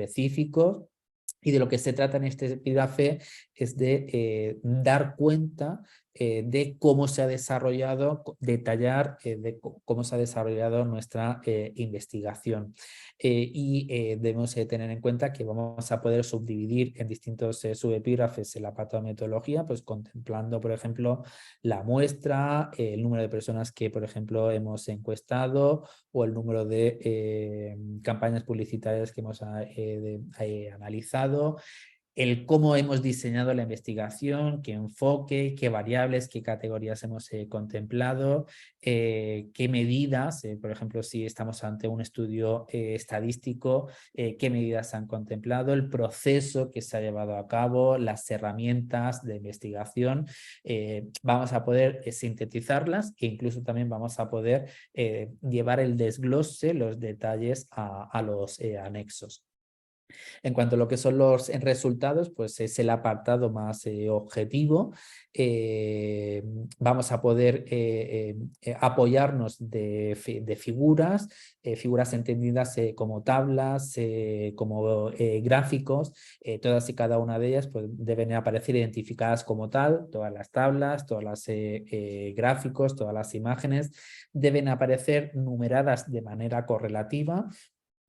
Debemos introducir un breve título, una síntesis de la figura que estamos viendo y también vamos a tener que identificar, la fuente de información o si por el contrario es una figura propia. De lo que se trata es de dar cuenta de una manera objetiva de los resultados, de los datos que hemos conseguido y en ningún momento manipular esos datos ni tampoco las figuras que utilicemos para darlas a conocer. En el siguiente epígrafe, como vimos anteriormente, la discusión de lo que se trata es de contrastar los resultados que hemos obtenido con respecto a los resultados anteriores. las investigaciones precedentes y de esa manera pues también nos permita interiorizar, reflexionar sobre los resultados obtenidos. De lo que se trata es de evitar en este epígrafe reiterar los resultados que ya hemos dado cuenta en el epígrafe anterior y de esa manera de lo que se trata es de poder reflexionar entre lo conseguido con lo aportado previamente, con lo que nos ha inspirado. Y las conclusiones, pues evidentemente deben ser claras, concisas. Tenemos la posibilidad de enumerarlas. Las conclusiones justifican el estudio porque están basadas, las conclusiones deben estar basadas en los objetivos previamente definidos, y de lo que se trata también es de poder adelantar datos, no datos, sino futuras líneas de investigación. En lo que es esa esa dependencia entre las citas, es decir, las fuentes que hemos ido utilizando a lo largo del cuerpo textual de nuestro artículo, pues resulta fundamental que toda cita venga acompañada de los datos de la fuente de información de las que procede, es decir, de la referencia bibliográfica. Ahí en referencia bibliográfica se deben incluir todas y cada una de las fuentes de información citadas, y por lo tanto debe haber esa correspondencia entre las citas, correspondencia con las referencias bibliográficas. ¿Cómo se traduce eso? Pues que toda cita incluida en el cuerpo textual de nuestro artículo debe tener su correspondiente referencia bibliográfica en el apartado de bibliografía, y a la inversa, toda referencia bibliográfica incluida en bibliografía debe tener su correspondiente cita en el cuerpo textual del artículo. En las referencias bibliográficas se deben incluir todos y cada uno de los datos necesarios para localizar esas fuentes de información, aplicando de una manera rigurosa la normativa APA, sistematizándolo, y resulta fundamental que se aporte. Normalmente cada vez más utilizamos más fuentes digitales y normalmente pues se aporta lo que es el DOI, o en el caso de que sea una fuente digital pero no tenga DOI, pues se debe aportar la URL recortada. En términos de citación resulta fundamental porque está justificado, porque la propia citación, las propias referencias bibliográficas, las fuentes de información que se incluyen en el artículo, pues aportan argumentos y dan contundencia a nuestro propio trabajo, respetan la propiedad, los derechos de la autoría que han aportado esos estudios precedentes, evidencia la profundidad del trabajo, la exhaustividad, y da cuenta de la competencia, pero también de la madurez investigadora de la autoría de ese artículo. Y evidentemente de lo que se trata es de respetar los derechos de la autoría y evitar en todo momento el plagio. Aquí tenéis en esta diapositiva, no he querido traer la normativa APA porque es ampliamente conocida, así que su aplicación pues en ocasiones resulta un tanto más tediosa, pero aquí hemos querido traer los distintos tipos de citas. La cita indirecta, la paráfrasis, en el que resulta fundamental identificar la autoría, los apellidos, el año de publicación, y de nuevo debe haber esa, como comentabas anteriormente, esa correspondencia entre toda cita incluida en el cuerpo textual de nuestro artículo debe tener su correspondiente referencia bibliográfica. Si por el contrario nos vemos obligados a utilizar la cita indirecta, las palabras literales, justificada, pues, por ejemplo, para definir conceptos, pues para aportar información procedente de legislación, pues en ese sentido estaría justificado el uso de la cita literal, pues como muchos de vosotros conoceréis, tenéis la cita directa corta, la que tiene menos de 40 palabras, ahí estamos obligados a entrecomillarlas y siempre acompañarla de la cita en términos de apellidos, año de publicación y número de página, de páginas o del párrafo, o si por el contrario la cita literal, la cita directa es larga, que tiene más de 40 palabras, pues ahí sí que tenemos que diferenciar nuestro texto, nuestras propias palabras de la cita literal a través de en un párrafo aparte, darle una sangría. En el caso de Mediterránea es una sangría en el margen izquierdo de un centímetro, y de nuevo toda cita debe venir acompañada de sus apellidos, año de publicación y número de página, de páginas o de párrafo. Todo esto lo vais a poder encontrar en la plantilla de Mediterránea. En cuanto a lo que son las referencias bibliográficas, no nos vamos a meter en normativa EAPA, pero sí que hay una serie de mínimos que hay que cumplir, como mínimo 30 referencias bibliográficas, lo más actuales posibles, primando los artículos publicados en revistas científicas, y sí que limitamos las citas, que la autoría de esos artículos pues introduzcan un amplio número de citas.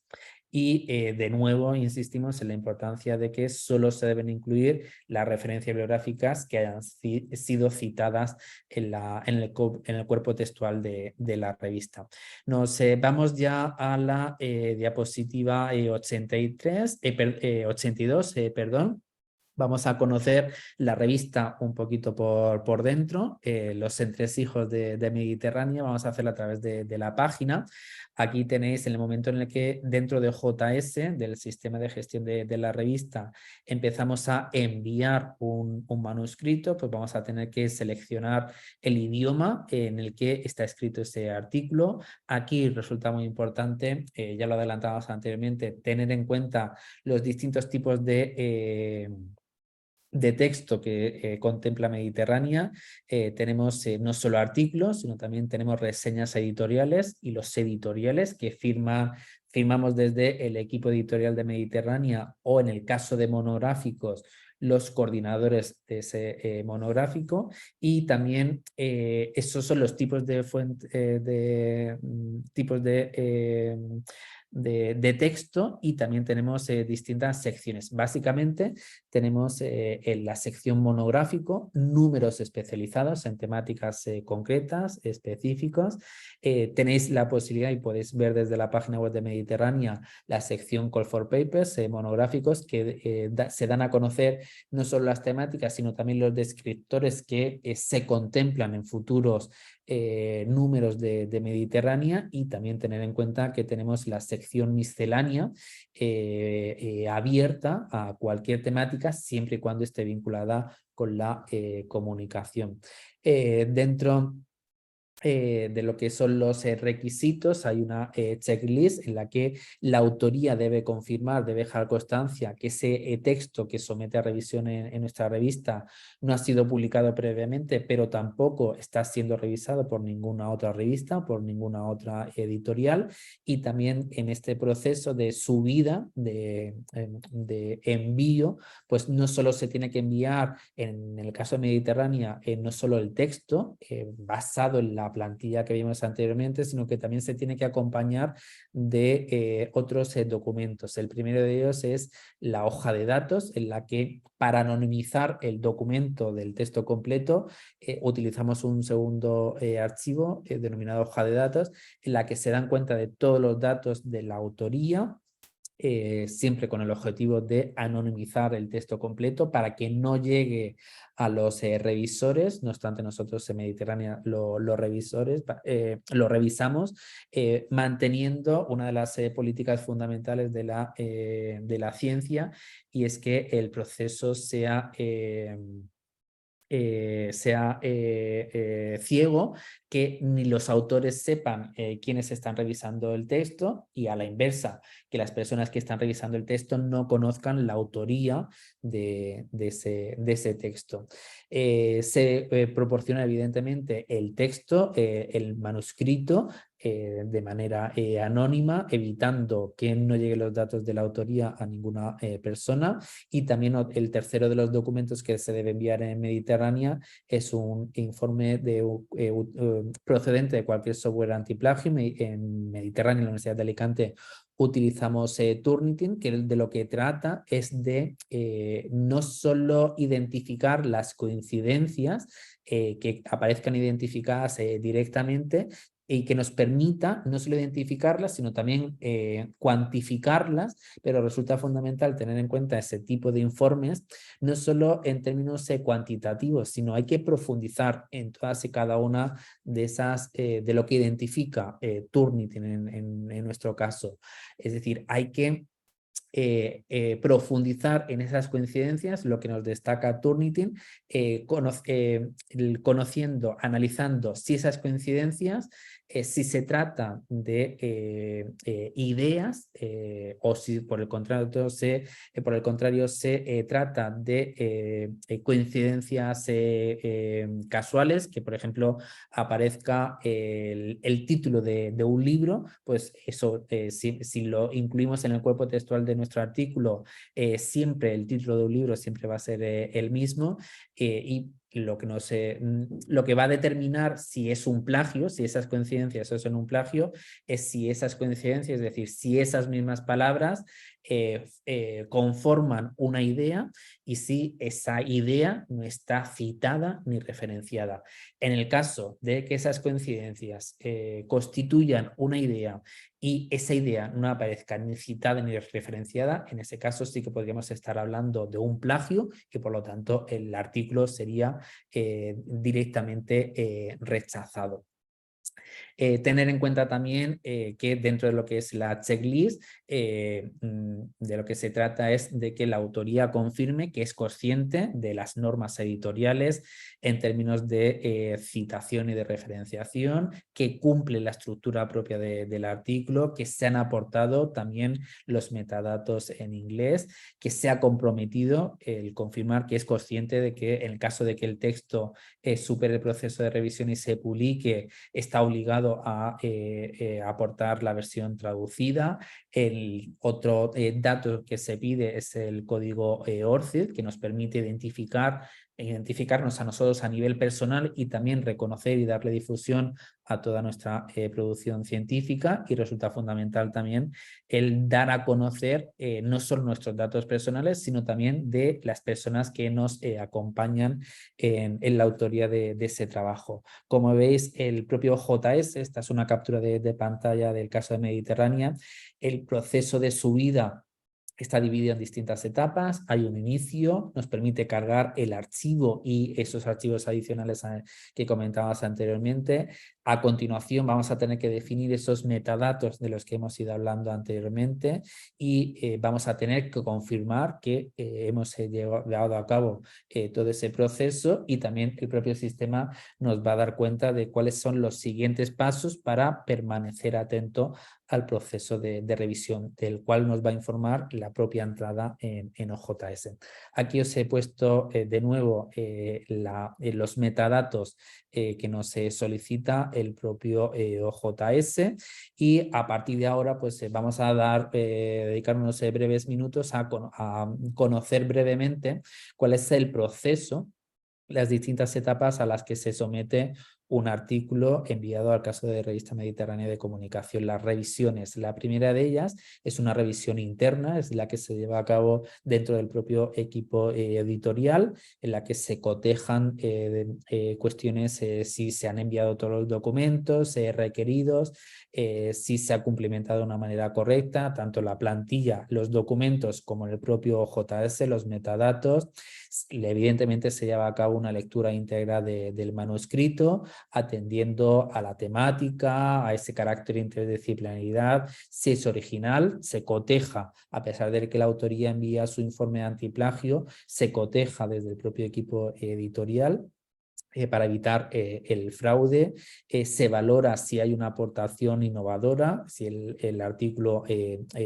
da a conocer aspectos nuevos y si, por ejemplo, hace un uso riguroso de la metodología. En el caso de que ese texto pase esa primera etapa, la etapa de revisión editorial, es cuando pasa a la segunda fase, a la revisión externa de doble par anónimo, en la que al menos 2 personas de pares vinculadas, relacionadas directamente, especialistas en la temática objeto de estudio, pues van a evaluar la pertinencia, la corrección y la exhaustividad del trabajo. En ese sentido también hay que tener en cuenta y atendiendo y relacionándolo con lo que comentabas anteriormente, en el caso de que el artículo sea enviado a un monográfico, la revisión editorial la llevan a cabo normalmente los propios coordinadores. En cuanto a lo que es esa revisión editorial, pues aquí tenéis los criterios que llevamos a cabo. Y aquí tenéis el informe, los criterios que nosotros utilizamos a la hora de llevar a cabo esa primera revisión. Aquí, por el contrario, tenéis extractos del informe de revisión al que someten esas como mínimo 2 personas externas desconocedoras que no conocen la identidad de la autoría, los criterios que se tienen en cuenta, y en función de las sugerencias de esas 2 personas, en el caso de que haya cierta unanimidad con la pertinencia de publicar ese artículo, siempre atendiendo a los requisitos que se les solicite, pues fruto de la fusión de esos 2 informes de los revisores se redacta el informe síntesis de revisiones, que es el que se traslada a la propia autoría,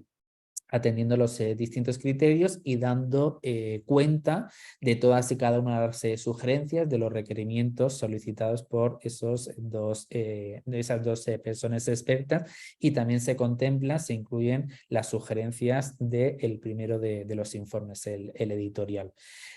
Básicamente hay distintas opciones que se ha aceptado directamente, ese sería el escenario ideal. El siguiente sería la aceptación, la publicación con cambios menores. El siguiente, una mayor gradación, que sean modificaciones mayores. Eso obligaría a que las personas que han revisado el texto en la primera etapa deben evaluar en una segunda etapa si la nueva versión del texto cumple los requerimientos solicitados, o en el peor de los casos pues sería el rechazo automático del texto. Resulta fundamental para facilitar todo ese proceso, todo ese seguimiento, el que el elemento nuclear o el identificador, el ID numérico que identifica unívocamente a cada uno de los textos, que sea conocido y que sea utilizado por todas las personas que participan en ese proceso, no solo autoría, sino también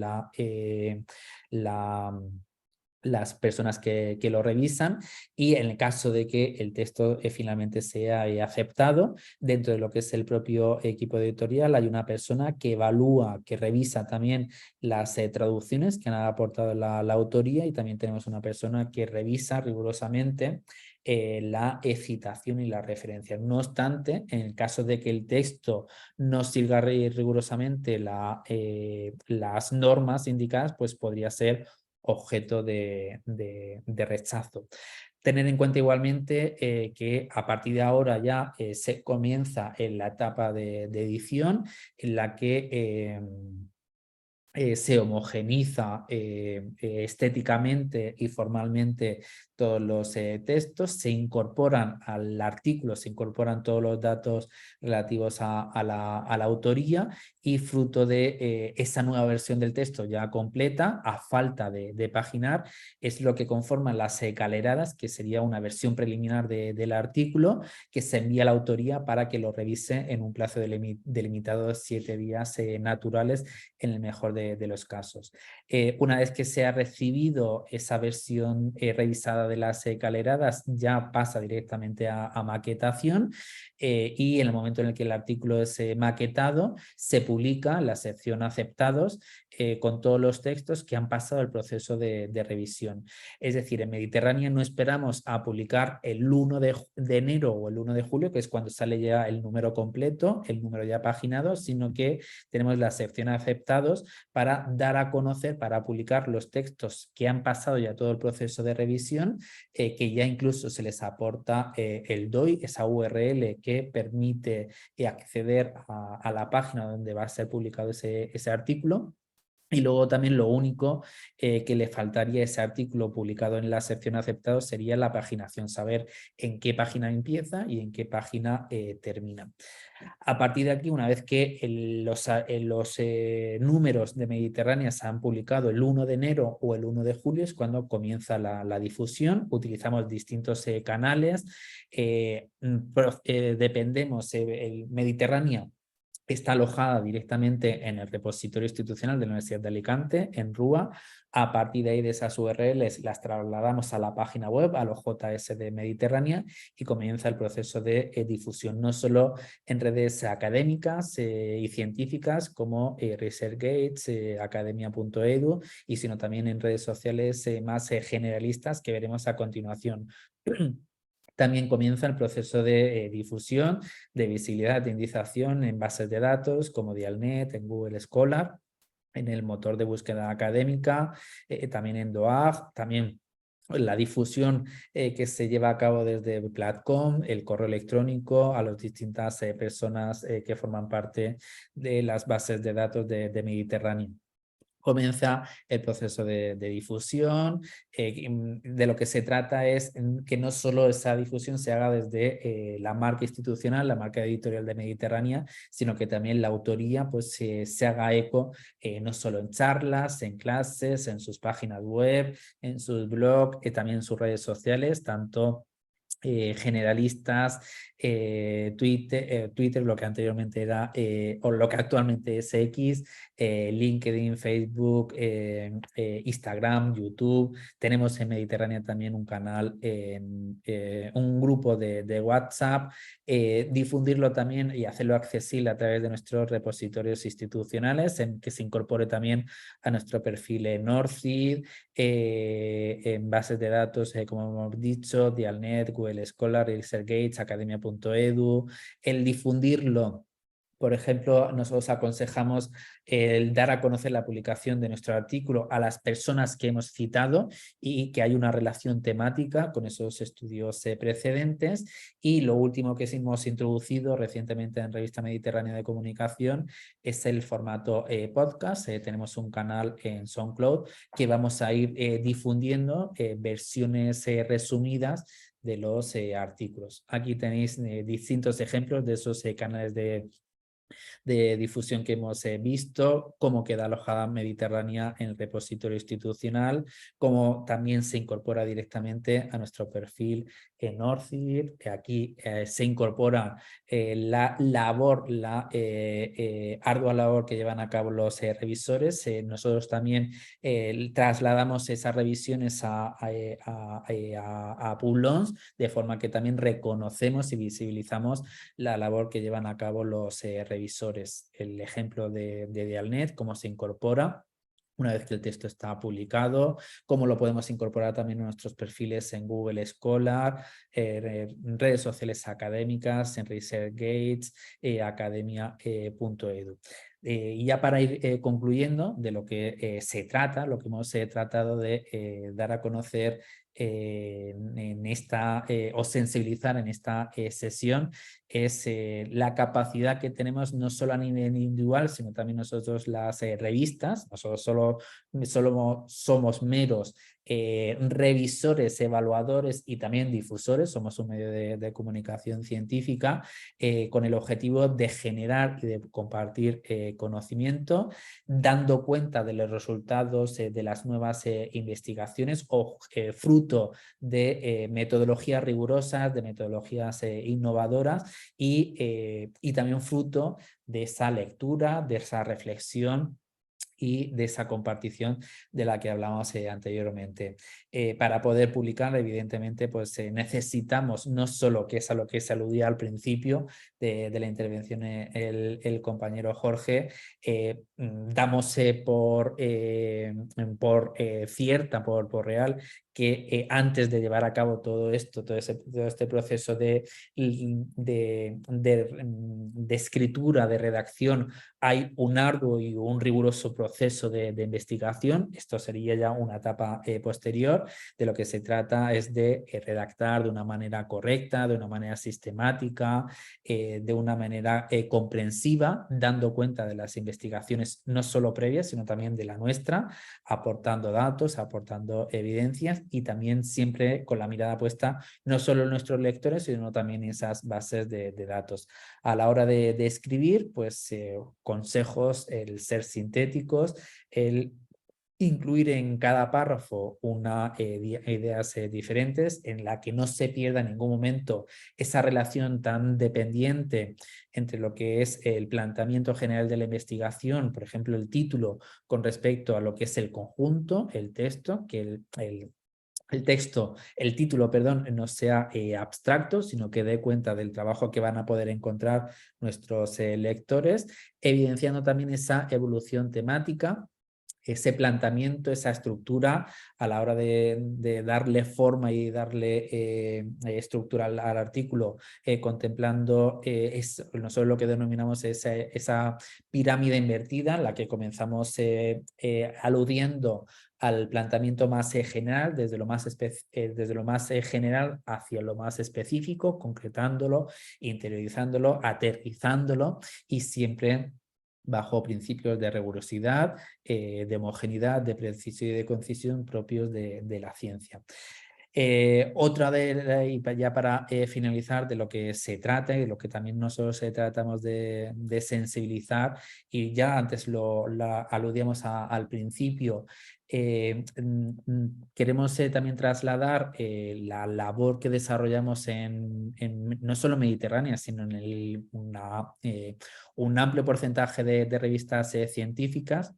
Hay una ardua tarea, una dedicación ingente en términos de horas al día, a la semana, al mes, pues requiere muchísimo tiempo que en la gran mayoría de ocasiones pues no tiene ningún tipo de reconocimiento. Ya no hablo en términos económicos, en términos salariales, en ocasiones ni siquiera institucionales. Esta es una labor que en numerosas ocasiones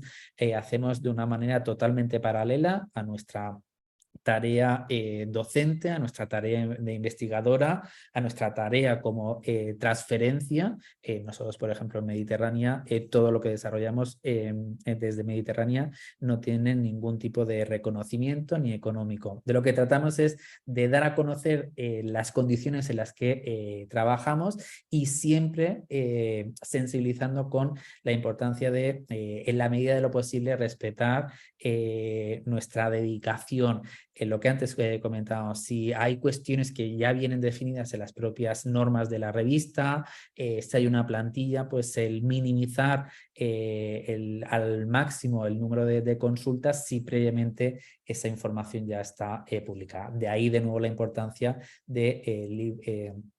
atender a las normas y a toda la información que se proporciona. Y de nuevo, de ahí también por eso justificamos la checklist en la que de nuevo de lo que se trata es de confirmar de que la autoría conozca, antes incluso de enviar el propio texto, que sus documentos cumplen todo y cada uno de los requisitos.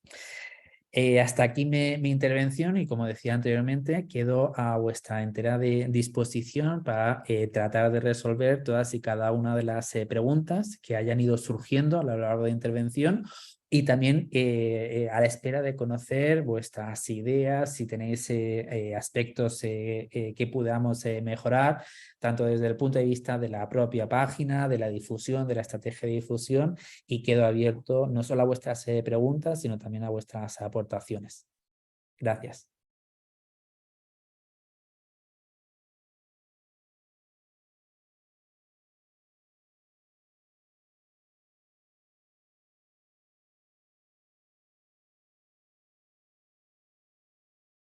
Pues muchas gracias por esta presentación, estimado Jesús. Esta me parece gran charla que acabas de compartir con nosotros, con las personas, con nuestros alumnos que están en redes sociales, con las personas que se conectaron a nuestras redes sociales. Me parece que nos has dejado muy en claro, de manera muy pragmática, algo que es sumamente complejo. Es sumamente complejo para las personas que finalmente, como lo decíamos al principio de la transmisión, se dedican o están en proceso de formación de la investigación, ¿no? Me parece que uno de los grandes retos que tenemos, por ejemplo, en los programas de posgrado, es entender, ¿no? O hacerle entender a nuestros alumnos estos procesos que son tan complejos desde los primeros semestres de su formación. ¿Por qué? Si no, nos enfrentamos regularmente a que cuando el alumno termina el doctorado, y dice, tengo un gran trabajo de investigación, ¿y ahora qué sigue? En automático, la salida va a ser, pues lo voy a convertir en libro, ¿no? Y a veces no necesariamente tendría que ser el camino correcto, ¿no? Sino que,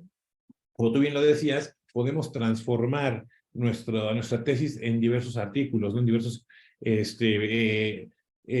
publicaciones científicas que podemos ir o tratar de posicionar en las revistas adecuadas, ¿no? Entonces, me parece que, insisto, ha sido una mañana muy enriquecedora, y si las personas que nos acompañan en las diversas redes sociales tienen algún comentario, tienen alguna pregunta para Jesús, con gusto la atenderemos. Si no, a mí me parece que yo empezaría con una pregunta, Jesús, que me parece es la que se hacen todos los alumnos, ¿no? Cuando están en este proceso de publicar, y es, ¿cuál es la revista correcta? ¿Cuál es la revista correcta cuando tú vas a tener tu primer acercamiento, ¿no? Con esos procesos a doble ciego? Y cuál tendría que ser la postura del alumno cuando recibe su primer crítica, ¿no? A partir de este análisis que nos presentabas, por ejemplo, de la revista Mediterránea, ¿no? ¿Cuál tendría que ser la postura del alumno cuando de repente le dicen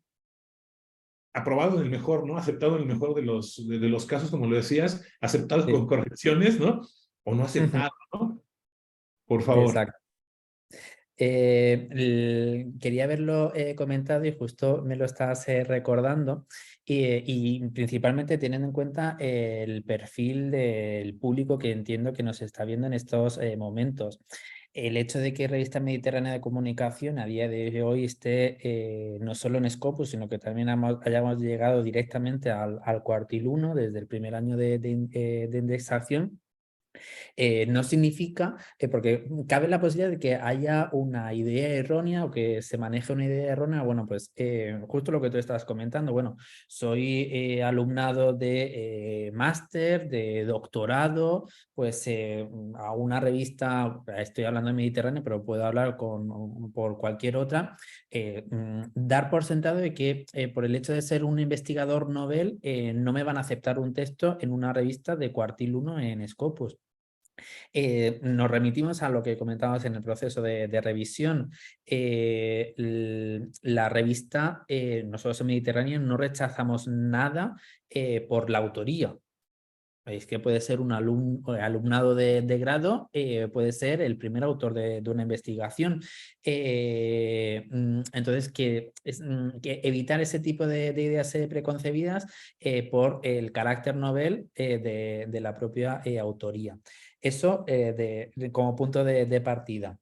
Es decir, la revista Mediterránea y otras tantas, muchas, están abiertas a trabajos buenos, a trabajos rigurosos, a trabajos que aporten conocimiento en el área de conocimiento, independientemente de quién haya detrás de esos textos. Y de nuevo aludo al anonimato del proceso de revisión. Eso por una parte, como punto de partida. ¿Qué revista? ¿Cuál es la revista idónea? Pues depende mucho de los objetivos de la autoría. Evidentemente tiene que haber una relación directa o lo más directa posible entre la temática, el área de conocimiento de la revista con el objeto de estudio en el artículo. Pues casos muy extremos, y nosotros que investigamos en el ámbito de comunicación, enviar un artículo a una revista de matemáticas, pues difícilmente va a ser ni siquiera, no ya revisado, es que ni siquiera leído, ya con leer el título a lo mejor o el resumen ya directamente pues podría ser objeto de rechazo. Entonces depende mucho de los objetivos y de las necesidades de la autoría. Podemos estar hablando pues en función de las necesidades de la autoría, si es fruto de un proyecto de investigación en la que dentro de la convocatoria de la ayuda que haya podido recibir esa investigación, en el mejor de los casos, en el caso de que haya recibido ayuda, pues la propia convocatoria le requiera una serie de requisitos de la revista. Entonces va a depender mucho de los objetivos y las necesidades de la autoría. Y atendiendo a la segunda pregunta, pues cómo interiorizar, cómo asumir el informe, no solo la decisión, aceptado, modificaciones menores, mayores o rechazo, cómo interiorizarlo, sino no solo la decisión, sino también todas y cada una de las sugerencias. Nosotros, la autoría nos lo traslada, perciben en Mediterránea una revista con una perspectiva pedagógica muy importante. Los informes, esos informes síntesis de revisión que aportamos,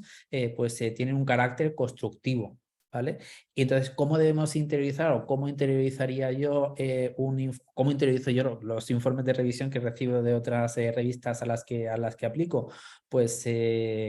forman parte del proceso de aprendizaje. Todas esas sugerencias, en la mayoría de los casos, tiene ese afán constructivo en mejorar el proceso de revisión o la comunicación, la difusión o el cómo plantear o reformular un gráfico, cómo sería más comprensible, siempre con una perspectiva positiva y constructiva. Muchas gracias, Jesús. Sí, porque a mí me parece que ese es de los grandes retos, ¿no? La primera vez que recibes una revisión y que, ¿no? Haces el proceso, pues sí, minucioso, ¿no? De ver cuáles son todas las observaciones y sugerencias, pues de repente pareciera ser que entras en un caos porque dices, caray, ¿no? O sea, le dediqué tanto tiempo a esto para que el resultado sea este, pero es cierto lo que dices, hay que verlo de manera objetiva y siempre con el afán de mejorar. Y me parece también que entender una cosa, ¿no? Los procesos de revisión son largos, minuciosos, y también los procesos de publicación, ¿no? Porque de repente las personas dicen, es que necesito publicar en el primer semestre del año. Pues lo tuviste que haber hecho un año antes, ¿no? Para que salga en el primer semestre, porque también las revisiones son muy largas, y los tiempos también son complejos, que eso también es algo importante, ¿no? Y lo que lleva a una pregunta en lo que la gente se anima, y si no, ya damos paso casi al cierre de la transmisión. ¿Qué tan largos son los procesos, Jesús, de la llegada, del envío del artículo a la publicación final, por ejemplo, en Mediterráneo? Pues nosotros es una cuestión que tenemos muy en cuenta, no solo desde la perspectiva editorial, de nuestro rol como editores, coeditores de Mediterránea, sino que también ya lo hemos trasladado al ámbito investigador. De hecho, uno de nuestros últimos artículos fue publicado a principios de agosto de este año en Learning Publishing, en la revista Learning Publishing. Ahí lo que publicamos fue un artículo que analizaba la gestión editorial del tiempo de las revistas científicas del área de comunicación indizadas en Dialnet Métricas. Nosotros centramos nuestra atención en los artículos publicados, solo en artículos publicados en esas revistas científicas, identificando primero si las revistas publican el promedio de días que dura un proceso de revisión tipo en esa revista. Nosotros en Mediterránea, por ejemplo, hacemos pública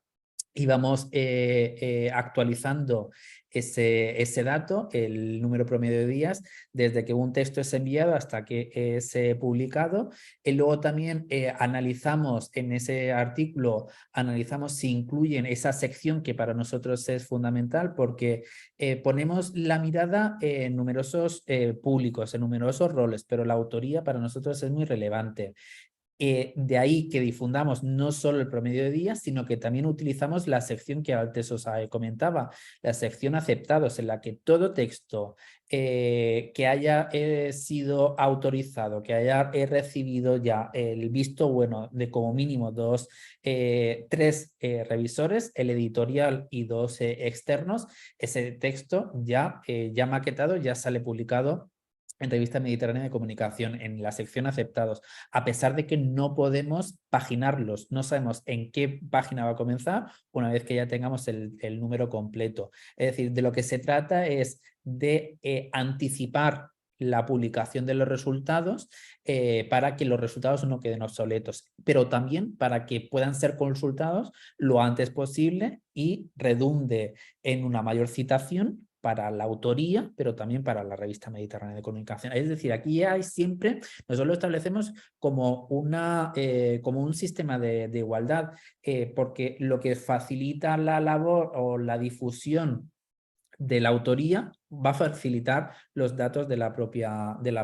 revista. Por lo tanto, aquí hay una dependencia. Si la autoría sale beneficiada, la revista también sale beneficiada. Ahí ahora mismo no sabría decirte, pero está publicado cuál es el promedio actual, porque lo actualizamos recientemente cuando cerramos el último número. Y en ese sentido, pues creo recordar que estaba en torno a 60, no sé si podríais revisarlo, pero creo que estaba en torno a 65 o por ahí. Pero, claro, una pregunta que también recibimos en ocasiones, bueno, pues,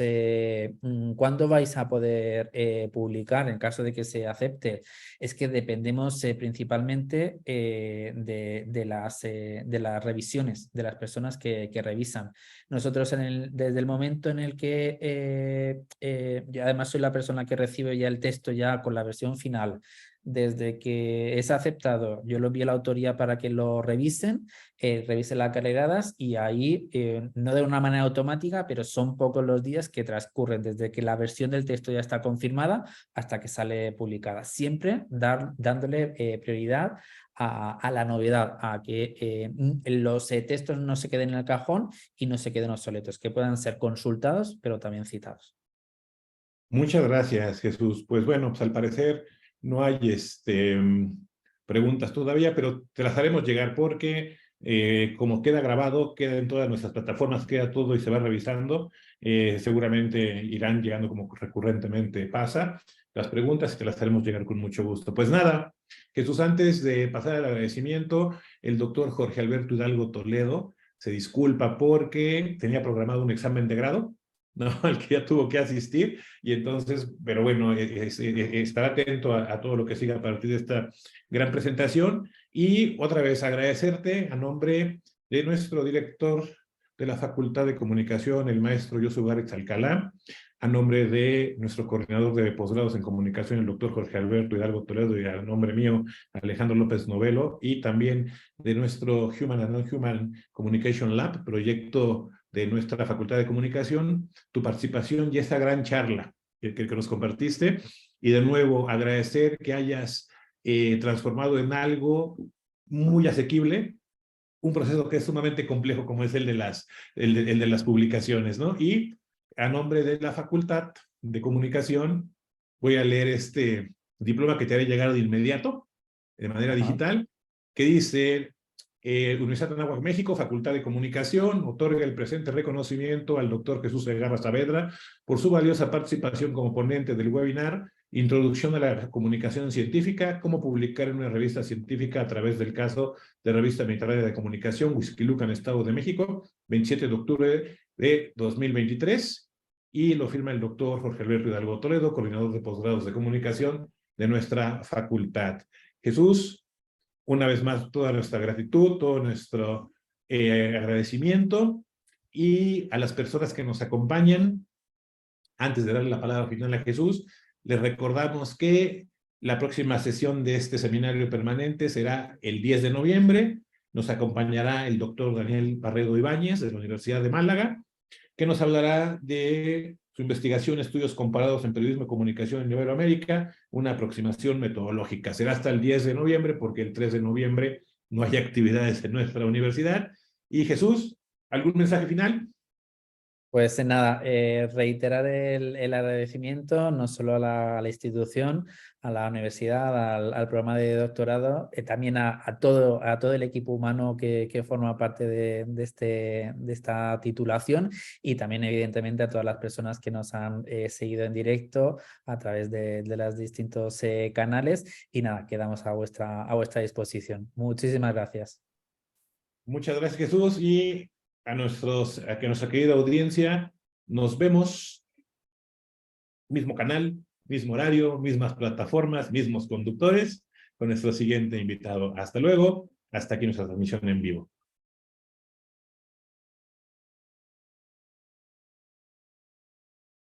Y